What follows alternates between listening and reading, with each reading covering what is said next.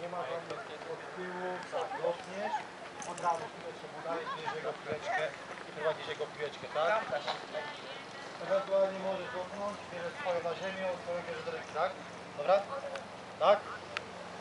Czyli swoją bierzemy dotknięta piłka, to jest nasza berka, biorę piłkę z ziemi i jestem berkiem, tak? Uwaga! Co jest bardziej? Marcin Berek, prowadzenie piłki. W tym powrocie? Zewnętrzną częścią stołu, jedziemy. W powrocie?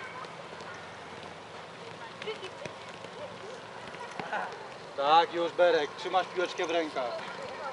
I ganiasz, patrzymy gdzie Berek. Dawaj, dawaj, dobrze, bardzo ładnie Kuba. Tak, dobrze, zasłaniamy się, tak, już Berek bierze piłeczkę, szybciutko. Tak, dobrze. Dawaj, dawaj, zasłaniamy piłkę, zasłaniamy, tak, dobrze. Nie stoimy, Łukasz.